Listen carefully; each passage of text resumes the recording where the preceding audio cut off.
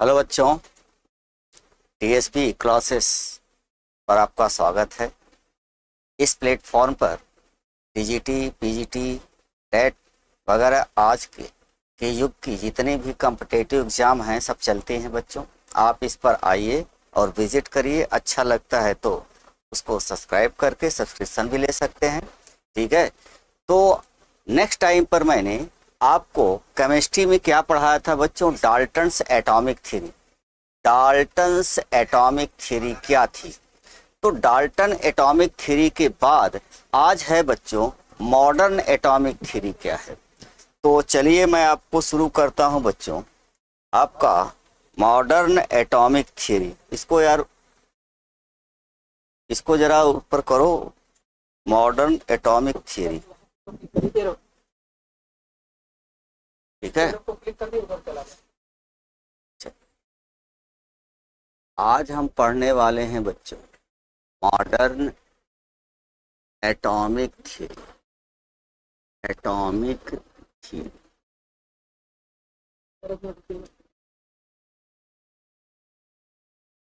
जिसे कहते हैं आधुनिक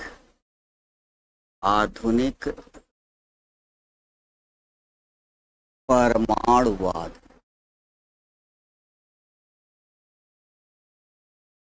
आधुनिक परमाणुवाद क्या है? ध्यान दें बच्चों, मैंने नेक्स्ट टाइम पर डाल्टन्स एटॉमिक थ्योरी क्या थी, तो डाल्टन्स एटॉमिक थ्योरी में जो ऑब्जेक्शन थे बच्चों, मतलब क्या क्या यहाँ पर इनकी लिमिटेशन है, कहाँ तक सही है कहाँ गलत है, उस पर हम यहाँ पर बच्चों विचार करते हैं।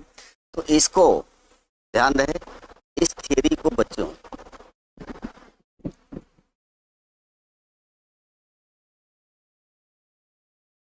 तमाम तरह के साइंटिस्ट थे, जे थॉमसन,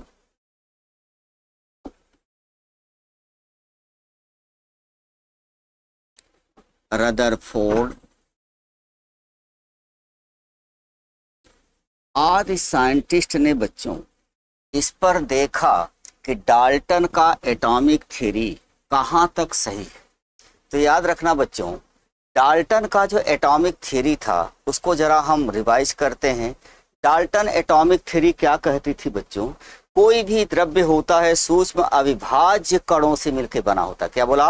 अविभाज्य कणों से मिलकर के बना होता है, मतलब उसको तोड़ा नहीं जा सकता, ठीक है, डू नॉट कट। और दूसरा उन्होंने बताया था एक ही द्रव्य के अणु या परमाणु गुणों में समान होते हैं।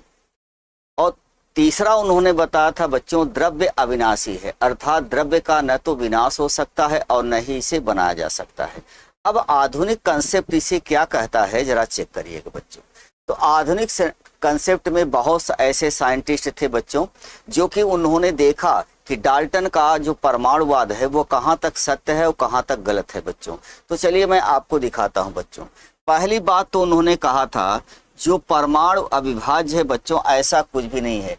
परमाणुओं को मैं डिवीजन कर सकता हूँ, इसको बांट सकते हैं बच्चों। आई बात समझ में? वो कैसे जरा देखिएगा। तो जो एटम होता है बच्चों, याद रखना, जो एटम जिसे बच्चे लोग क्या कहते हैं? परमाणु। ये है बच्चों परमाणु। परमाणु उनके अनुसार, डाल्टन के अनुसार तो अविभाजित था, लेकिन यहाँ पर ऐसा कुछ भी नहीं है बच्चों। आज की डेट में नाउएडेज अबाउट मोर देन, ध्यान रहे बच्चों, मोर देन 200 फंडामेंटल पार्टिकल में इसको हम बांट सकते हैं। फंडामेंटल पार्टिकल बच्चों, जिसे हम मूल कण कहते हैं, पार्टिकल्स बच्चों। तो इसे कहा जाता है बच्चों मूल कण। क्या कहा जाता है? मूल कण। अर्थात आधुनिक विज्ञान ये कहता है बच्चों परमाणु जो है कैन बी डिवाइडेड, इसको बांटा जा सकता है, और 200 से अधिक मूल कणों में बच्चों, जिसे कहते हैं मूल कण, जिसके द्वारा वो चीज बना होता है। याद रखना बच्चों, मूल कण को हम एलिमेंट्री पार्टिकल भी कहते हैं। एलिमेंट्री पार्टिकल भी कहा जाता है, लेकिन हिंदी में इसका नाम बच्चों केवल मूल कण है। इसे हम सब एटॉमिक पार्टिकल भी कहते हैं बच्चों। सब एटॉमिक पार्टिकल, ये सब अंग्रेजी के शब्द हैं बच्चों, इसके पार्टिकल्स हैं। और इनको हिंदी में केवल मूल कण कहा जाता है। क्वेश्चन आता है बच्चों, अगर आपसे क्वेश्चन किया कोई कि बताइए अब तक कितने मूल कण ज्ञात हैं, तो ध्यान रहे बच्चों, प्रोटॉन, न्यूट्रॉन, इलेक्ट्रॉन अभी तक आपने पढ़ा है, लेकिन नहीं, 200 से अधिक मूल कणों की खोज हो चुकी है बच्चों। क्या बोला? 200 से अधिक मूल कणों की खोज हो गई है। अब ये अपने गुणों के आधार पर बच्चों इन मूल कणों को मैं 2 भागों में बांट सकता हूं। अब ये देखो, अब 2 भाग इसके हैं मूल कण के बच्चों। कौन कौन से? एक होता है बच्चों अस्थाई मूल कण, इसे हम कहते हैं बच्चों अस्थाई मूल कण। अस्थाई मूल कण बच्चों, मूल कण, मूल कण, जिसे हम स्टेबल फंडामेंटल कहते हैं बच्चों। स्टेबल फंडामेंटल पार्टिकल एक होते हैं और दूसरा होता है बच्चों अनस्टेबल फंडामेंटल पार्टिकल, जिसे हम कहते हैं अस्थाई बच्चों, अस्थाई मूल कण। तो इस प्रकार से आप देख रहे हो बच्चों कि मूल कण अपने गुणों के आधार पर, ये किस आधार पर किए हैं बच्चों? गुणों के आधार पर। गुणों के आधार पर अगर आप देखिए तो पूरे मूल कण को 2 भागों में बांटा गया है। एक होता है बच्चों स्टेबल, दूसरा होता है स्टेबल। सवाल ये उठता है कि स्टेबल और अनस्टेबल फंडामेंटल पार्टिकल होते क्या है? ठीक है, तो जरा चेक करिएगा बच्चों। कोई भी पार्टिकल होता है बच्चों, या चार्ज होता है या तो न्यूट्रल होता है।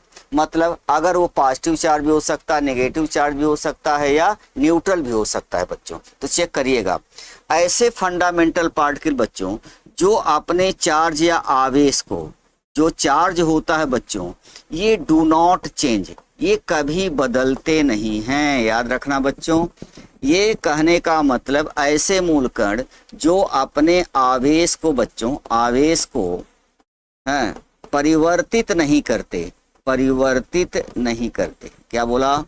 परिवर्तित नहीं करते।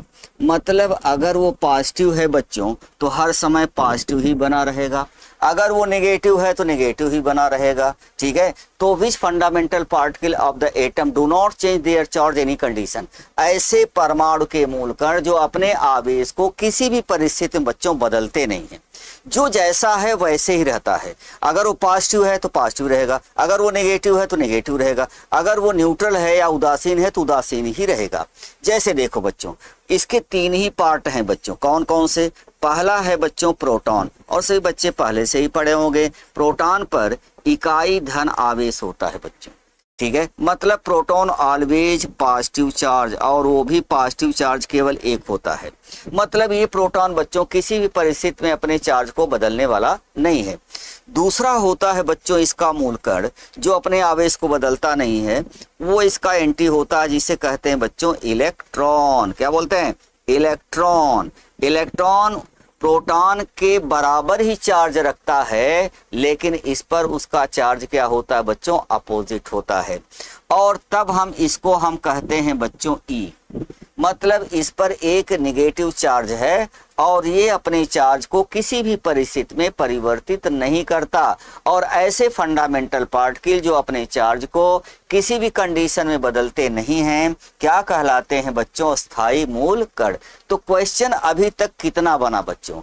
अस्थाई मूल कण होते हैं जो अपने चार्ज को लगातार बदलते रहते हैं, जो अपने चार्ज को कभी नहीं बदलते। ठीक है, तो आंसर क्या होगा बच्चों? जो अपने आवेश या चार्ज को कभी परिवर्तित नहीं करते। अब इनकी संख्या बच्चों 3 है, प्रोटॉन है, न्यूट्रॉन है, और इसके बाद आता है बच्चों आपका न्यूट्रॉन। अब न्यूट्रॉन जो है वो इलेक्ट्रिकली न्यूट्रल होता है बच्चों। याद रखना, न्यूट्रॉन पर कोई चार्ज नहीं होता, ये कहना गलत है बच्चों। Neutral body always contain equal amount of positive and negative charges. मतलब इस पर जितना पॉजिटिव चार्ज होगा बच्चों, धन आवेश, उतना ही नेगेटिव चार्ज होगा। तो अगर आप कहते हैं इस पर कोई चार्ज नहीं है, ये कहना बच्चों बिल्कुल गलत है। नेगेटिव चार्ज और पॉजिटिव चार्ज जिस बॉडी पर इक्वल होते हैं तो इनके परिमाण आपस में एक दूसरे को कैंसिल कर देते हैं और परिणामी आवेश हो जाता है शून्य, और जिसका परिणामी आवेश शून्य होता है बच्चों उसे कहते हैं न्यूट्रल बॉडी। तो ये न्यूट्रॉन है जो कि ध्यान दें बच्चों, ये इलेक्ट्रिकली न्यूट्रल होता है। इलेक्ट्रिकली न्यूट्रल का मतलब होता है बच्चों जिस पर पॉजिटिव और नेगेटिव चार्ज आपस में बराबर हैं तथा इसका परिणामी आवेश क्या होता है बच्चों, शून्य होता है, तब उसे हम कहते हैं, बोलो ये। तो ऐसे मूलकण हैं बच्चों जो अपने चार्ज को कभी नहीं बदलते, उसे हम कहते हैं बच्चों क्या, बोलो, अस्थाई मूलकण। अस्थाई मूलकणों की संख्या कितनी है, 3। कौन कौन से होते हैं अस्थाई मूलकण, 3। कौन कौन से, प्रोटॉन, इलेक्ट्रॉन और न्यूट्रॉन। अब जरा चेक करना बच्चों, यहाँ पर तो अस्थाई मूलकण तो आपने जाना, तो ऐसे मूलकण जो अपने आप को कभी परिवर्तित नहीं करते बच्चों, अपने चार्ज को कभी नहीं बदलते, उसे अस्थाई मूलकण कहते हैं। और जो अपने चार्ज को बच्चों लगातार बदलते रहते हैं, चेंज देयर चार्ज कॉन्टिन्यूअस, अपने आवेश को लगातार बदलते रहते हैं, तो इनका जो आवेश होता है बच्चों, ठीक है, ये हर समय चेंज होता रहता है, परिवर्तित होता रहता है। याद रखना बच्चों, जो अपने आवेश को परिवर्तित करते रहते हैं ऐसे मूलकणों का कोई अस्तित्व नहीं होता बच्चों परमाणु में, इसीलिए इसको हम अस्थाई मूलकण के नाम से जानते हैं। और सबसे पहले एक साइंटिस्ट था बच्चों जिसका नाम था याकोवा। याकोवा जापान का रहने वाला था। सबसे पहले इन्होंने बच्चों अस्थाई मूलकण मिसान की खोज किया था। कौन, किसका नाम, क्या नाम है बच्चों, मिसान। इसे हम कहते हैं मिसान। मिसान एक प्रकार का बच्चों अस्थाई मूलकण होता है। इसने देखा कि मिसान जो है वो 2 तरीके का होता है बच्चों, एक पाई मिसान होता है और एक म्यू मिसान होता है। पाई मिसान 3 तरह के इन्होंने देखा। कौन कौन से, पाई पॉजिटिव, पाई नेगेटिव और पाई न्यूट्रल बच्चों। इसका मतलब कि ये अपने चार्ज को लगातार बदलते रहते हैं। जैसे देखो यहाँ पर पाई पॉजिटिव है बच्चों, तो ये थोड़ी देर बाद ये पाई नेगेटिव भी हो सकता है या पाई न्यूट्रल भी हो सकता है। ये अपने चार्ज को लगातार बदलता रहता है बच्चों। तो किसी परमाणु के ऐसे मूलकण जो अपने आवेश को बच्चों लगातार बदलते रहते हैं उसे कहते हैं अस्थाई मूलकण। अब आप खुद सोचिए, 200 से अधिक मूलकणों के हमारे पास है पूरी लिस्ट बच्चों, 200 से अधिक, जिसमें से केवल अस्थाई 3 ही है, प्रोटॉन, इलेक्ट्रॉन और न्यूट्रॉन बच्चों। बाकी सब इनकी संख्या बच्चों कहाँ पर है, बोलो, ये अस्थाई मूलकण होते। अस्थाई जो अपने आवेश को लगातार क्या करते रहते हैं बच्चों, बदलते रहते हैं। तो which fundamental particle change their charge continuous, that is called unstable fundamental particle. परमाणु के ऐसे मूलकण जो अपने आवेश को लगातार बदलते रहते हैं क्या कहलाते हैं बच्चों, अस्थाई मूलकण। अब अस्थाई मूलकणों के और एग्जाम्पल हैं बच्चों, चलिए मैं आपको दिखाता हूं। अब इसमें अगर आप देखिए तो अस्थाई मूलकण में और भी इनके हैं बच्चों, जरा हम इधर लिख दे रहे हैं। जैसे आपने पढ़ा होगा बच्चों पॉजिट्रॉन, पॉजिट्रॉन भी एक अस्थाई मूलकण है। एंटी न्यूट्रिनो है बच्चों, एंटी न्यूट्रिनो है, ये भी एक अस्थाई मूलकण है। एंटी प्रोटिनो है बच्चों। तो ये ऐसे मूलकण हैं बच्चों वो अस्थाई मूलकणों की संख्या में आते हैं, जैसे मिसान है। अब आप एक सवाल कर सकते हैं कि सर बताइए कि जब हम इनके मूलकणों को देखते हैं तो ये कितने समय में अस्थाई मूलकण अपने आवेश को बदल देते हैं। तो याद रखना बच्चों, any unstable fundamental particle change their charge 10⁻⁸ second. कोई भी अस्थाई मूलकण बच्चों अपने आवेश को 10⁻⁸ सेकेंड में ये चेंज कर देता है। इसका मतलब क्या निकला कि अस्थाई जो मूलकण होते हैं बच्चों अपने आवेश को उतने समय में बदल देते हैं। तो पहला जो डाल्टन का परमाणुवाद था बच्चों, जो आधुनिक परमाणुवाद के अनुसार ये सब आपका गलत पाया गया। आधुनिक ये कहता है ऐसा नहीं है, परमाणुओं को मैं तोड़ सकता हूं 200 से अधिक मूल कणों में बच्चों, आई बात समझ में, जिसमें से अस्थाई और अस्थाई होते हैं। अस्थाई मूल कण वे होते हैं बच्चों जो अपने आवेश को बदलते नहीं, इनकी संख्या केवल 3 है, प्रोटॉन, न्यूट्रॉन और इलेक्ट्रॉन। अस्थाई मूल कणों की संख्या बच्चों बहुत ज्यादा है, ठीक है, जैसे मिसान है। अस्थाई मूल कण को सबसे पहले याकोबा ने खोजा था बच्चों। इसके अनुसार जितने भी अस्थाई मूल कण होते हैं अपने आवेश को बच्चों लगातार बदलते रहते हैं, और ये अस्थाई मूल कण जो होते हैं अपने आवेश को 10⁻⁻8 सेकेंड में बदल दिया करते हैं। आई बात समझ में। तो डाल्टन का पहला परमाणुवाद बच्चों ये गलत साबित कर दिया गया आधुनिक सिद्धांत के अनुसार, ठीक है। अब दूसरे ऑब्जेक्शन पर मैं आता हूं बच्चों, चलिए मैं दूसरे ऑब्जेक्शन पर आता हूं।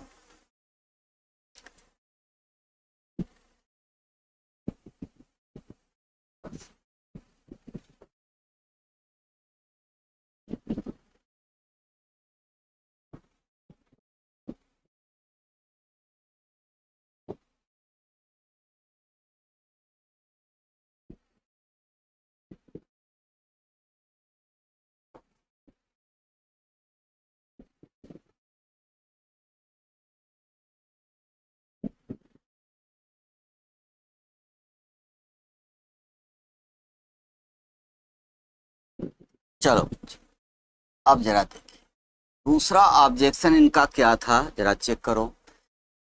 दूसरा था बच्चों, इन्होंने बताया था एक ही परमाणु के गुणों में क्या पाई जाती, एक ही परमाणु, एक ही, जैसे मान लेते हैं एक ही मैटर है बच्चों, मैंने एक द्रव्य लिया, ठीक है, और इस द्रव्य में अगर मैं देखूं तो इस द्रव्य में अगर हम आपसे कहें कि ये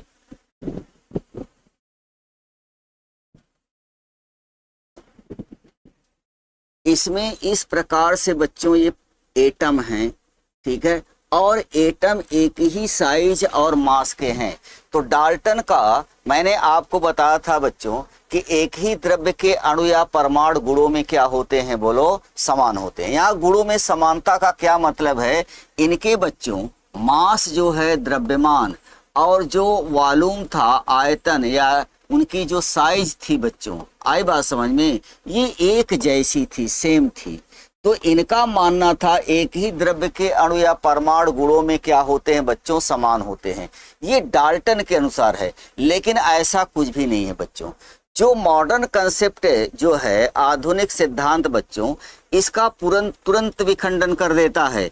उसका कंसेप्ट ये कहता है कि एक ही द्रव्य के अणु या परमाणु गुणों में भिन्न हो सकते हैं। वो कैसे कैसे जरा देखिए। जैसे देखो बच्चों, क्यों ऐसा कहता है कि चूंकि हर तत्व के आइसोटोप्स पाए जाते हैं, समस्थानिक, ये समस्थानिक होते हैं बच्चों, और ये समस्थानिक जो होते हैं ये क्या होते हैं, जैसे x और y दो एलिमेंट है, जब इनका मास नंबर बच्चों एक जैसा हो लेकिन एटॉमिक नंबर यहाँ पर अलग अलग हो, यहाँ पर ये है, यहाँ पर ये है बच्चों, मतलब इनका एटॉमिक नंबर बच्चों डिफर होता है, मास नंबर सेम होता है, तो इसी को मैं क्या कहता हूं बच्चों, ये समस्थानिक है।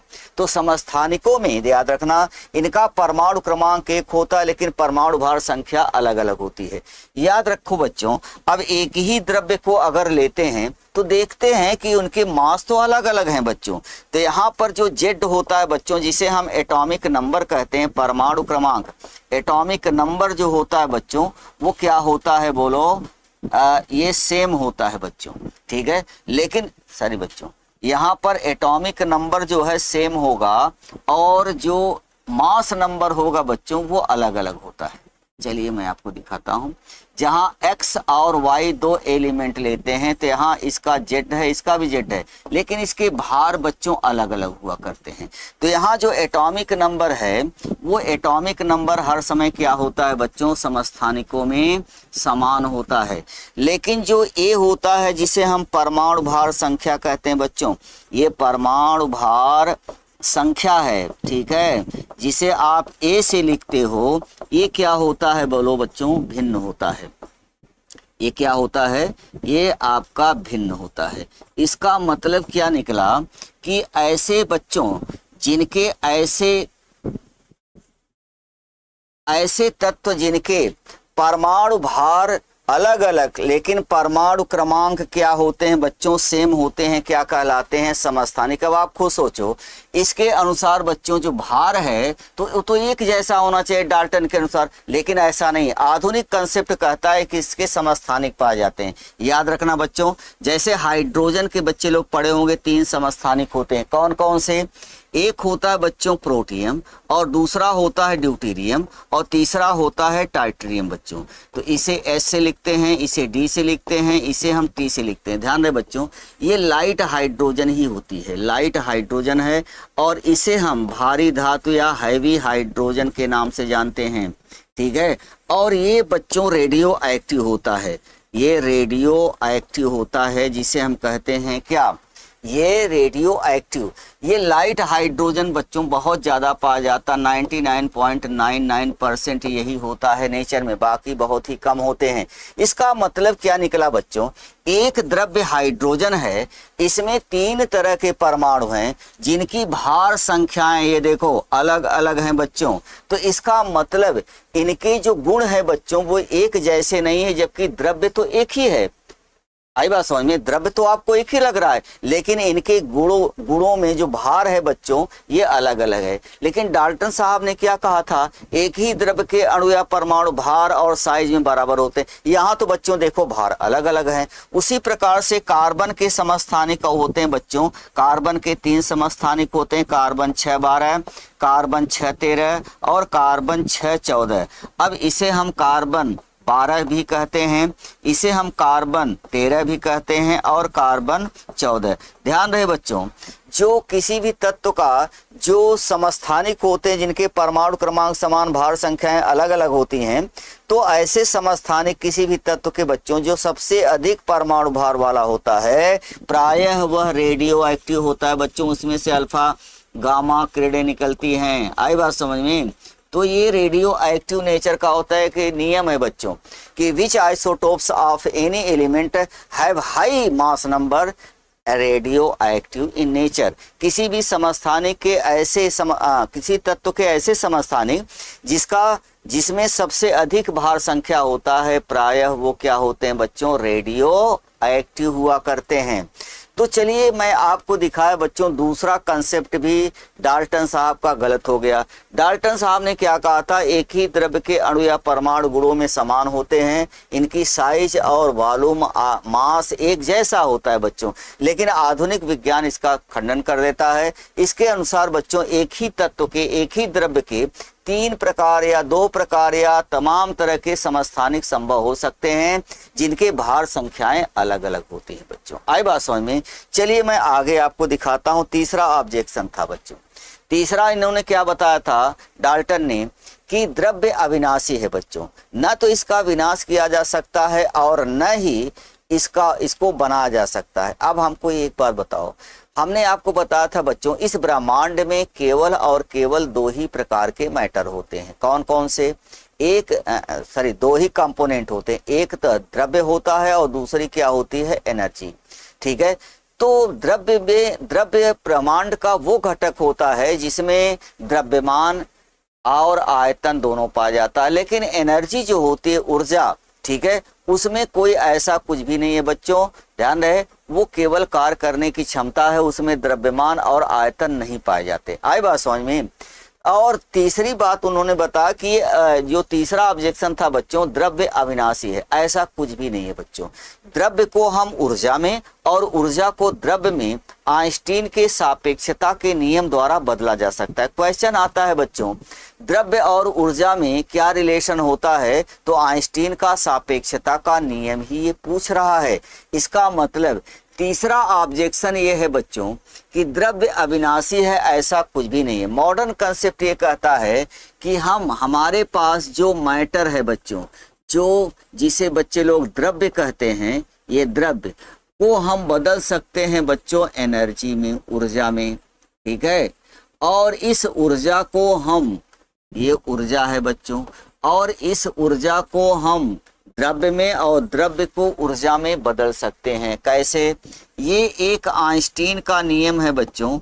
आइंस्टीन के नियम के अनुसार, आइंस्टीन लॉ ऑफ रिलेटिविटी कहा जाता है, रिलेटिविटी, जिसे हम सापेक्षता का नियम कहते हैं, सापेक्षता का नियम। क्वेश्चन आता है बच्चों, सापेक्षता का नियम दिया था, तो नियम, सापेक्षता का नियम कौन दिया था बच्चों? आइंस्टीन ने।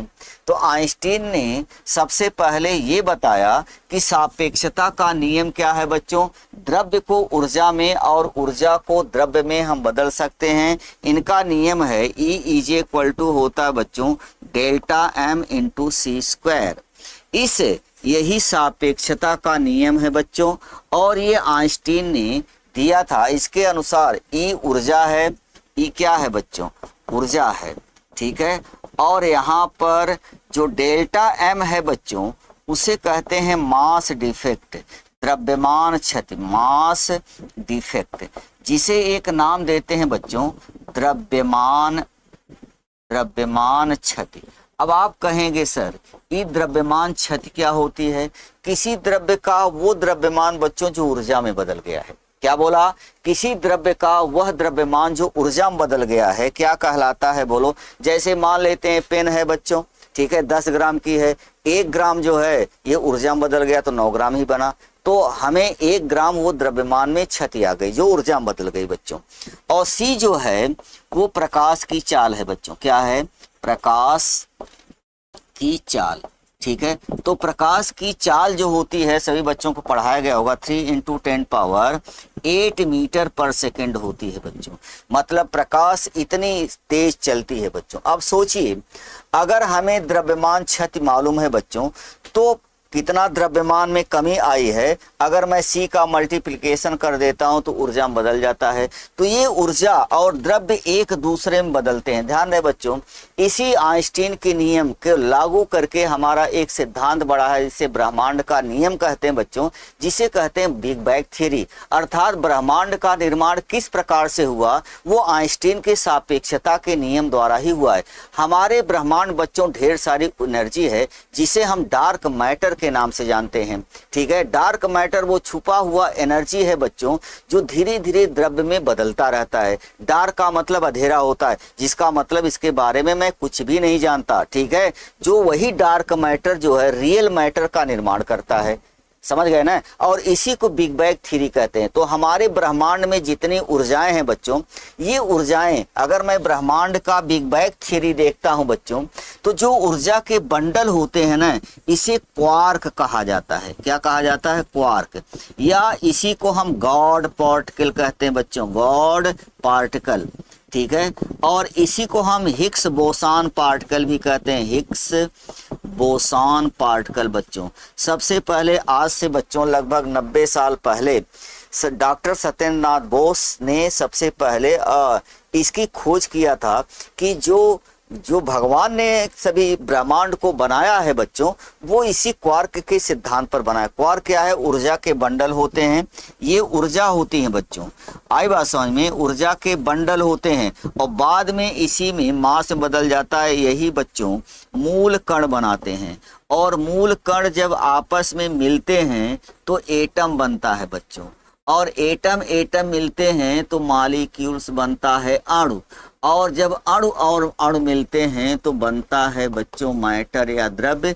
और यही आपकी बिग बैंग थ्योरी कहलाती है, ब्रह्मांड का नियम है बच्चों। तो हमारे ब्रह्मांड में कैसे कैसे क्या बना, ये आपको दिखता है बच्चों, आई बात समझ में। तो चलिए मैं आपको दिखाता हूँ इसका मतलब क्या निकला बच्चों। जो डाल्टन का परमाणुवाद था वो पूरा का पूरा क्या हो गया बच्चों? गलत साबित कर दिया, आई बात समझ में। क्यों? क्योंकि यहाँ पर आप देख रहे हैं, पहला उन्होंने बताया था कि द्रव्य अविनाशी होता है, ऐसा कुछ भी नहीं है बच्चों। द्रव्य का विनाश हम कर सकते हैं किसमें बोलो? द्रव्य को ऊर्जा में और ऊर्जा को द्रव्य में क्रमशः मैं बदल सकता हूँ, आई बात समझ में। तो यहाँ पर बच्चों आधुनिक परमाणुवाद भी समाप्त हो गया। अब इससे कितने क्वेश्चन बनते हैं जरा इसको भी देख लो बच्चों। पहला, परमाणु अगर मैं देखूं बच्चों, परमाणु के कितने मूल कण होते हैं, तो ध्यान रहे बच्चों 200 से अधिक। अगर आपसे क्वेश्चन पूछा जाए कि परमाणु में कितने प्रकार के मूल कण होते हैं, तो आप कहेंगे 2 प्रकार, अस्थाई और अस्थाई मूलकण। अगर आपसे पूछा जाए अस्थाई मूलकण क्या होते हैं तो आप कहेंगे ऐसे मूलकण जो अपने आवेश को कभी बदलते नहीं हैं। इनकी संख्या कितनी है? 3, प्रोटॉन, न्यूट्रॉन और इलेक्ट्रॉन। और ऐसे मूलकण जो अपने आवेश को लगातार बदलते रहते हैं, कभी पॉजिटिव कभी नेगेटिव कभी न्यूट्रल, ऐसे मूलकणों को हम अस्थाई मूलकण कहते हैं और इनकी संख्या बच्चों सबसे अधिक है। आई बात समझ में? और इस प्रकार से पहला ऑब्जेक्शन डाल्टन का खत्म हो गया। दूसरा था बच्चों, उन्होंने बताया था कि एक ही द्रव्य के अणु या परमाणु गुणों में समान होते हैं। ऐसा कुछ भी नहीं बच्चों, क्योंकि हर तत्व के क्या पाए जाते हैं? बोलो, समस्थानिक। और जब वो समस्थानिक पाए जाते हैं जिनके भार संख्याएं अलग अलग होती हैं तो कहाँ एक हैं? जैसे हाइड्रोजन के 3 समस्थानिक, कार्बन के 3 समस्थानिक, ऑक्सीजन के 3 समस्थानिक, इनके भार संख्याएं सब में अलग अलग है। आई बात समझ में? इसके बाद मैंने क्या देखा कि इन्होंने बताया था डाल्टन ने कि द्रव्य अविनाशी है। ऐसा कुछ भी नहीं बच्चों, द्रव्य को ऊर्जा में और ऊर्जा को द्रव्य में क्रमशः आइंस्टीन के समीकरण E डेल्टा mc² द्वारा बदला जा सकता है, जिसे सापेक्षता का नियम कहते हैं। तो इस प्रकार से बच्चों मैंने आज पढ़ा द्रव्य क्या होता है और द्रव्य के बारे में ये पूरा का पूरा सिद्धांत बच्चों समाप्त हो गया। अब हम आते हैं द्रव्य का वर्गीकरण। इसमें मतलब द्रव्य इस नेचर बच्चों कितने कितने तरह का होता है। तो चलिए मैं आपको दिखाता हूं बच्चों। अब हम आते हैं बच्चों क्लासिफिकेशन।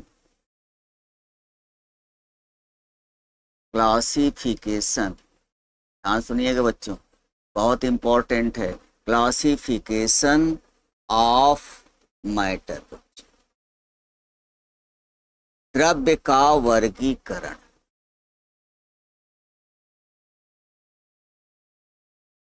द्रव्य का वर्गीकरण। आखिर ये द्रव्य नेचर बच्चों किन किन रूपों में पाया जाता है? वर्गीकरण। ठीक है, तो ध्यान रहे बच्चों, द्रव्य के हम 2 तरह के वर्गीकरण पढ़ेंगे। और एक्चुअली बच्चों आपका जो सिलेबस है ना यहीं से शुरू होता है, याद रखिएगा। आपका रियलिटी सिलेबस आपका यहीं से शुरू होता है बच्चों। एक होता है बच्चों भौतिक वर्गीकरण। भौतिक वर्गीकरण,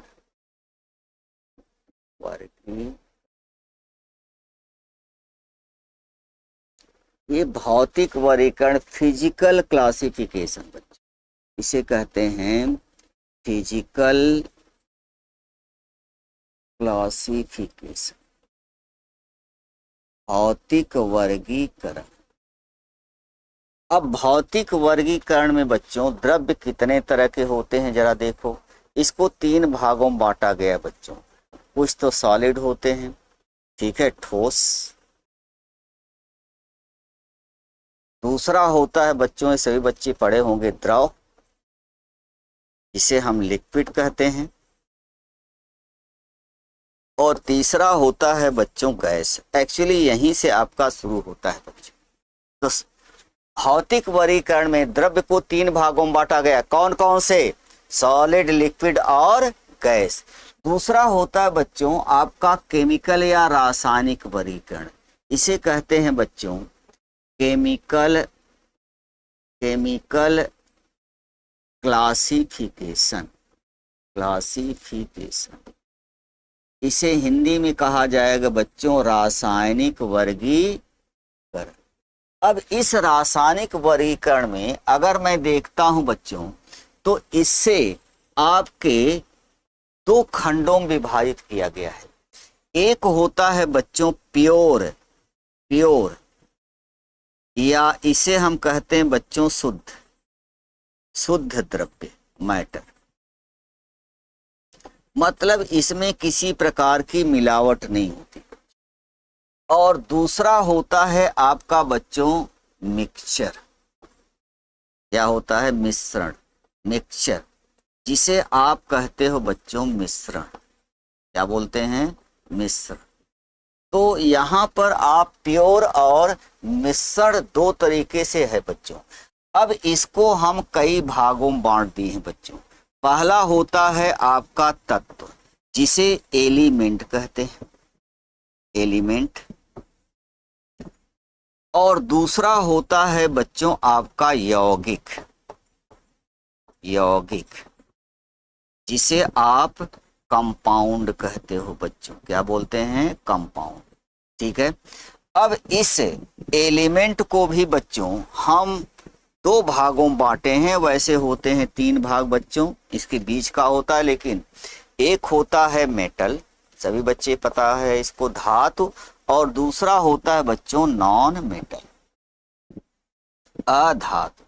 तो अगर आप देखिए तो जितने भी तत्व होते हैं बच्चों वो एक्चुअली कितने तरह के होते हैं? दो तरह के। अब इनके बीच का एक तत्व होता है बच्चों जिसे उपधातु कहा जाता है, उसकी चर्चा तो मैं बाद में करूंगा।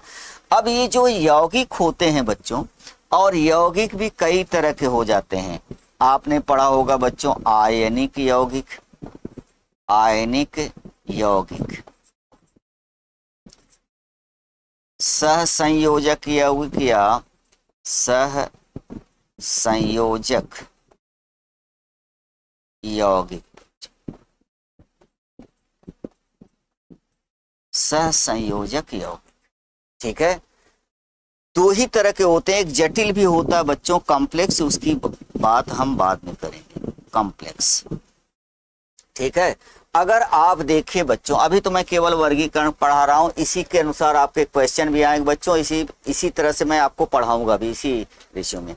अगर आप मिक्सचर को देखिए बच्चों, तो सभी बच्चों को पढ़ाया गया होगा। मिक्सचर दो तरह के होते हैं बच्चों, एक होता है समांग, समांग, ठीक है, जिसे आप होमोजीनियस कहते हैं, होमोजीनियस मिक्सचर कहा जाता है। और दूसरा होता है बच्चों विषमांग। क्या होता है? विषमांग। विषमांग का मतलब अलग अलग तरह से, इसे हम हेट्रोजीनियस कहते हैं। क्या बोलते हैं? Heterogeneous mixture. तो इस प्रकार से बच्चे लोग देख रहे हैं कि हमारे पास पूरा द्रव्य का क्लासिफिकेशन है बच्चों। तो अगर आप देखिए द्रव्य को, ध्यान रहे बच्चों, द्रव्य को हम दो तरीके से क्लासिफाइड कर सकते हैं। एक भौतिक वर्गीकरण है और दूसरा क्या है बच्चों? रासायनिक वर्गीकरण। भौतिक वर्गीकरण में सॉलिड, लिक्विड और गैस है, और जो आपके केमिकल वर्गीकरण है बच्चों, रासायनिक वर्गीकरण में, इसमें शुद्ध है और अशुद्ध या मिश्रण है बच्चों। शुद्ध को हम दो भागों में बांटे हैं, तत्व है, ठीक है, और यौगिक है। तत्व भी दो तरीके के हो जाते हैं, मेटल और नॉन मेटल। इससे क्वेश्चन बहुत पूछे जाएंगे बच्चों। और जो यौगिक होते हैं बच्चों वो कई तरह के हो जाते हैं, आयनिक यौगिक है, सहसंयोजक यौगिक है, कॉम्प्लेक्स, या इसे कहते हैं बच्चों जटिल यौगिक। क्या बोलते हैं? जटिल। इसे आप कहते हैं बच्चों जटिल। जटिल, जटिल यौगिक का मतलब होता है कि ये कॉम्प्लेक्स होते हैं बच्चों, इसकी चर्चा बाद में आएगी। तो ये तो रहा बच्चों आपका वर्गीकरण क्या होता है, इसी से अनुसार मैं आपको पढ़ाऊंगा। सबसे पहले मैं ठोस देखूंगा, द्रव देखूंगा, गैस देखूंगा, फिर इधर आएंगे बच्चों केमिकल पर। तो हम पहले आपको केमिकल पढ़ा देते हैं बच्चों, इसके बाद आपका गैस स्टेट और ये इसके बाद आते हैं। तो चलिए बच्चों हेडिंग डालिएगा, केमिकल क्लासिफिकेशन। ठीक है, चलिए मैं आपको दिखाता हूं बच्चों। अब हम आते हैं तत्वों का रासायनिक वर्गीकरण में बच्चों। सबसे पहले हम मेटल और नॉन मेटल को देखते हैं। तो जो एलिमेंट होते हैं बच्चों, तत्व जिसे आप कहते हैं एलिमेंट, एलिमेंट को हिंदी में क्या कहा जाता है बच्चों? तत्व। ध्यान रहे, ये जो तत्व होते हैं बच्चों, हमारे पास 118 तत्वों की खोज हमने किया है बच्चों। कितने तत्वों की खोज किया है? 118 तत्व हमारे पास है। याद रखना बच्चों, इन 118 तत्वों में से 103 एलिमेंट बच्चों ये प्रकृति में पाए जाते हैं। अब ये प्रकृति में जो पाए जाते हैं बच्चों, वो चाहे तो यौगिक के रूप में हो या स्वतंत्र अवस्था में हो। अब आप एक सवाल कर सकते हैं कि सर जब 103 ही प्रकृति पाए जाते हैं और कहाँ है? ध्यान रहे बच्चों, और इसके बाद जिनका परमाणु क्रमांक बच्चों 92 के बाद का है, जिसे यूरेनियम, ये है बच्चों यूरेनियम। क्या है आपका? यूरेनियम। तो यूरेनियम का एटॉमिक नंबर बच्चों 92 है। इसके जो आगे के तत्व हैं, आगे के तत्व हैं बच्चों, उसे हम एक नाम देते हैं जिसे हम कहते हैं बच्चों transuranic element. Uranic element, transuranic element क्या है बच्चों? ऐसे तत्व जो जिनका परमाणु क्रमांक 92 से अधिक होता है, प्राय बच्चों प्रकृति में नहीं पाए जाते, और ऐसे तत्वों को हम ट्रांस यूरेनिक कहते हैं। ये बच्चों मानव द्वारा निर्मित तत्व है, निर्मित तत्व है। आई बात समझ में? तो इस प्रकार से आप देख रहे हैं मनुष्य ने भी तत्वों को बनाया है बच्चों, लेकिन हमारे पास तत्वों की संख्या कितनी है बोलो? 118। क्वेश्चन आता है कि अब तक के तत्वों की संख्या है, तो आंसर क्या होगा बच्चों? 118। क्वेश्चन दूसरा है प्रकृति में पाए जाते हैं 103 तत्व, 118 तत्व, तो आंसर क्या होगा बच्चों? 103 तत्व प्रकृति में पाए जाते हैं। और ये प्रकृति में किन किन रूपों में पाए जाते हैं? स्वतंत्र अवस्था या यौगिक के रूप में पाए जाते हैं। तो जो एलिमेंट होता है बच्चों, जिसे हम तत्व कहते हैं, इसके हमें 2 भाग हमें करने पड़ते हैं। कौन कौन से? जरा चेक करो। अब ये जो तत्व होते हैं बच्चों, उसको मैंने 2 भागों में बांटा था। कौन कौन से? धातु और अधातु। तो यहाँ पर जो एलिमेंट है बच्चों, पहला होता है आपका मेटल, धातु जिसे कहते हैं, इसको हम क्या बोलते हैं? धातु। तो पहला होता है बच्चों आपका मेटल। मेटल को हिंदी में क्या कहा जाता है बच्चों? धातु। तो पहले में धातु, और दूसरा होता है बच्चों आपका नॉन मेटल, अधातु, नॉन मेटल। नॉन मेटल को हम कहते हैं अधातु। तो इस प्रकार से आप देखिए संपूर्ण तत्व को 2 भागों में बांटा गया, धातु और अधातु। सवाल यह है बच्चों, धातु और अधातु होती क्या है? अब यहीं से बच्चों आपका शुरुआत होती है एक्चुअली बच्चों आपके सिलेबस की, याद रखिएगा। अब जरा चेक करिए बच्चों, धातु ऐसी पहला इसमें है बच्चों, धातु की अगर हम भौतिक अवस्था को देखते हैं, फिजिकल स्टेट को देखते हैं, भौतिक अवस्था बच्चों, तो ये भौतिक अवस्था अगर मैं इसको देखूं बच्चों, तो ये भौतिक अवस्था जनरली सॉलिड होते हैं, ये इनकी मुख्य भौतिक अवस्था होती है, ठीक है। लेकिन बच्चों कुछ ऐसे होते हैं जो सॉलिड स्टेट के इनकी मुख्य अवस्था होती है बच्चों, मुख्य अवस्था होती है। लेकिन हमारे पास कुछ ऐसे भी एलिमेंट होते हैं जिनकी भौतिक अवस्था बच्चों सॉलिड नहीं होती, वो लिक्विड स्टेट में होते हैं। सामान्य ताप पर बच्चों वो लिक्विड स्टेट में होते हैं। कौन कौन से हैं? मरकरी आपने पढ़ा होगा, गैलियम पढ़ा होगा बच्चों, और सीजियम पढ़ा है, और फ्रैंक्सियम। ध्यान रहे बच्चों, फ्रैंक्सियम रेडियो एक्टिव है। ये सामान्य ताप पर बच्चों, ये सामान्य ताप की बात हो रही है, सामान्य ताप पर जो है ये किस अवस्था में पाए जाते हैं बच्चों? लिक्विड स्टेट पाए जाते हैं। आई बात समझ में? तो क्वेश्चन आता है which metal present as a liquid form. तो ये बहुत से केवल बच्चे मरकरी को जानते हैं और बाकी सबको नहीं जानते। ध्यान रहे बच्चों, गैलियम और सीजियम भी सामान्य ताप पर द्रव अवस्था में पाए जाने वाली गैस होती हैं। अब सोचिए, गैलियम का अगर आप गैलियम को लेते हैं बच्चों, अपने हाथ पर रखते हैं, तो आपके हाथ की उष्मा से ही पिघलना शुरू कर देता है, जैसे मक्खन पिघलता है बच्चों। आई बात समझ में? क्वेश्चन आता है which radioactive metal present as a liquid form. Question आता है कि निम्नलिखित में से कौन सा रेडियो एक्टिव तत्व द्रव के रूप में पाया जाता है? तो आंसर है बच्चों फ्रैंक्सियम। फ्रैंक्सियम क्या है? ये क्या है बच्चों? फ्रैंक्सियम रेडियो एक्टिव होता है। क्या होता है? रेडियो एक्टिव होता है, याद रखना बच्चों। तो क्वेश्चन का ये सलूशन आपको मिल गया। तो सामान्य अवस्था में बच्चों सॉलिड स्टेट पाई जाती हैं सभी धातुएं, लेकिन कुछ ऐसी धातुएं हैं बच्चों जो मरकरी, गैलियम, सीजियम और फ्रैंक्सियम, ये सामान्य ताप पर बच्चों किस अवस्था में पाई जाती हैं? बोलो, द्रव अवस्था में पाई जाती हैं, लिक्विड स्टेट पाई जाती हैं। आई बस बात सबके समझ में। और अगर मैं इधर देखूं इनकी भौतिक अवस्था बच्चों, तो ये जो नॉन मेटल होती हैं ये सामान्यतः जनरली बच्चों गैस फॉर्म में होती है, मतलब इनकी सामान्य अवस्था गैस स्टेट होती है बच्चों। लेकिन कुछ ऐसी नॉन मेटल हैं बच्चों जो कि ये लिक्विड स्टेट में पाई जाती हैं। याद रखना, वो कुछ हैं, वो केवल और केवल बच्चों ब्रोमीन है। तो ब्रोमीन जो होती है present as a liquid form बच्चों, ये द्रव अवस्था में पाई जाती है और ये रेड कलर की लिक्विड होता है बच्चों, लाल रंग का लिक्विड होता है। क्वेश्चन आता है, which of the following non metal present as a liquid state? तो आंसर क्या होगा बच्चों? वो है ब्रोमीन। क्या है बोलो? ब्रोमीन।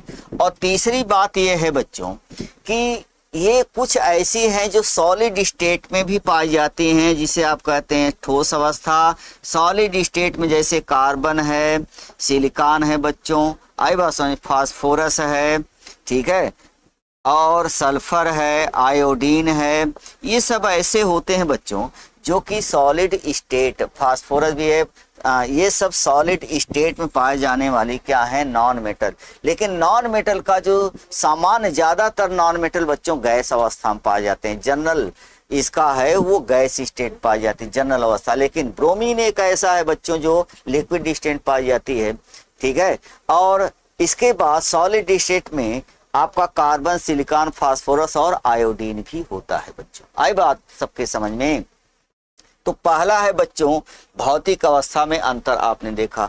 दूसरा इसका देखिए कि किन किन और अवस्थाओं में अंतर है बच्चों। तो चलिए मैं आपको दूसरी अवस्था का दर्शन कराता हूं।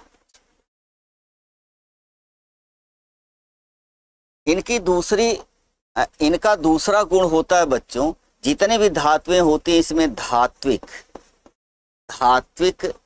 चमक होती है बच्चों, मतलब ये मेटेलिक साइन रखते हैं।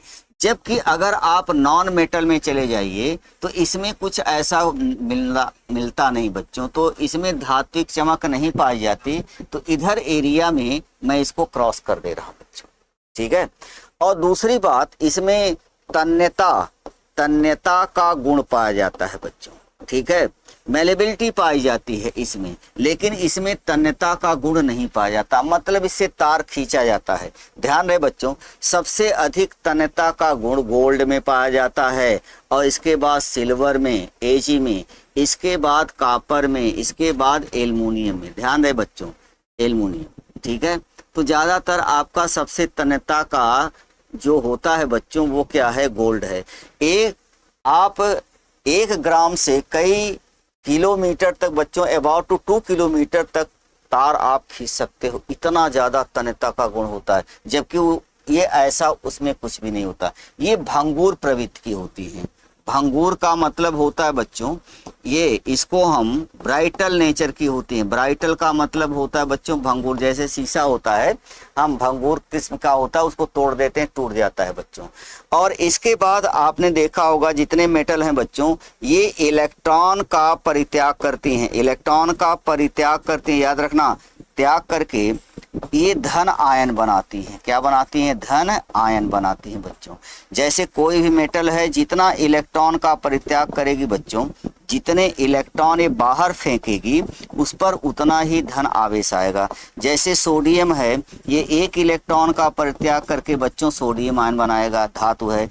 कैल्शियम है, ये 2 इलेक्ट्रॉन का परित्याग करके Ca++ बनाता है। तो जितने भी धातुएं हैं बच्चों, इलेक्ट्रॉन का परित्याग करके धनायन बनाते हैं। जबकि इसमें इसका उल्टा है, इलेक्ट्रॉन को गेन करती हैं बच्चों, गेन करके ऋण आयन बनाती है, एन आयन का निर्माण करती हैं बच्चों। जैसे क्लोरीन है, ये 1 इलेक्ट्रॉन को गेन करके क्लोराइड आयन बनाएगी। ऑक्सीजन है, ये 2 इलेक्ट्रॉन को गेन करके ऑक्साइड आयन का निर्माण करती है। तो आपने बेसिक अंतर देखा बच्चों कि जो धात्विक चमक होती उसमें नहीं होती, इसमें तन्यता का गुण होता है, वो भंगुर प्रवृत्ति की होती है, ठीक है। इसमें इलेक्ट्रॉन त्याग करके धनायन बनाने की प्रवृत्ति होती है, जबकि वो ऐसा कुछ भी नहीं है बच्चों, ठीक है। अगली प्रॉपर्टी देखो बच्चों, धातु और अधातु की। तो चलिए मैं आपको दिखाता हूं बच्चों। जितने भी धातुएं होती हैं बच्चों, वो सब विद्युत के सुचालक होती हैं। अर्थात ध्यान दें बच्चों, in general case which compound are chemical good conductor of current that is also be good conductor of heat. ठीक है, चूंकि आपने पढ़ा होगा ऊष्मा का प्रवाह बच्चों चालन, संवहन और विकिरण तीनों से होता है, तो ये आपके गुड कंडक्टर होते हैं बच्चों, सुचालक, गुड कंडक्टर। गुड कंडक्टर का मतलब क्या होता है बच्चों? सुचालक। Good conductor of current and heat, ये ऊष्मा और विद्युत के सुचालक हुआ करते हैं, जबकि इसमें ऐसा कुछ भी नहीं बच्चों, ये बैड कंडक्टर होती है। क्या होती है? बैड कंडक्टर होती है। ठीक है, तो जो अधातु होती है बच्चों, जो अधातुएं होती हैं, ये होती हैं बच्चों बैड कंडक्टर होती है। तो ध्यान रहे बच्चों, इसमें कुछ अपवाद है क्या, जरा चेक करो। कार्बन के जो अपरूप हैं बच्चों, हीरा कार्बन का अपरूप है, तो कार्बन के अपरूप में हीरा आता है बच्चों डायमंड। ठीक है, नॉन मेटल है। ग्रेफाइट आती है, ग्रेफाइट। ठीक है, कार्बन ब्लैक है बच्चों, फुलरीन है, ये सब हम आगे आपको बताएंगे। फुलरीन है सॉलिड स्टेट में बच्चों। तो इसमें से जो ग्रेफाइट फॉर्म होता है बच्चों, ये गुड कंडक्टर होता है। याद रखना, बहुत बार पूछा गया है ये सवाल बच्चों कि निम्नलिखित में से कौन सी अधातु विद्युत की सुचालक होती है, तो आंसर होगा कार्बन का ग्रेफाइट रूप। और एक चीज मैं और इंश्योर कर दूं बच्चों, धातु में धात्विक चमक होती है, लेकिन इसमें हमने आपको बताया था बच्चों, इसमें मेटेलिक साइन या धात्विक चमक होती है बच्चों। धात्विक चमक मतलब जितनी भी धातुएं हैं बच्चों, एक विशेष प्रकार की चमकती हैं, जबकि इसमें ऐसा कुछ भी नहीं। लेकिन इसमें एक अपवाद है बच्चों, जो अपवाद होता है वही क्वेश्चन है। आयोडीन में याद रखना बच्चों अधातु है, जबकि इसमें धात्विक चमक होती है। याद रखना बच्चों चमक। तो इसमें दो अपवाद हैं बच्चों। कौन कौन से? एक, कार्बन का ग्रेफाइट रूप अधातु होते हुए भी सुचालक होता है बच्चों, और दूसरा धातु में धात्विक चमक होती है, लेकिन आयोडीन एक ऐसा केमिकल है बच्चों अधातु जिसमें धात्विक चमक पाई जाती है। आई बात समझ में? तो यहाँ पर आपने देखा बच्चों धातु और अधातु क्या होती हैं। नेक्स्ट टाइम पर इसको हम अधातु और धातुओं के बीच की कड़ी बताएंगे, जिसे हम कहेंगे बच्चों उपधातु क्या होती हैं। इसके बाद अब आपका जो क्वेश्चन पेपर है बच्चों अब साथ चलेगा, क्योंकि जो क्वेश्चन है इसी के जो हम पढ़ाते चले जाएंगे उसी पर क्वेश्चन मैं आपको देता चला जाऊंगा। तो यहाँ से आपका क्वेश्चन पेपर बन के तैयार है, साथ साथ होता रहेगा बच्चों। बस आज की मुलाकात यहीं तक। जय हिंद।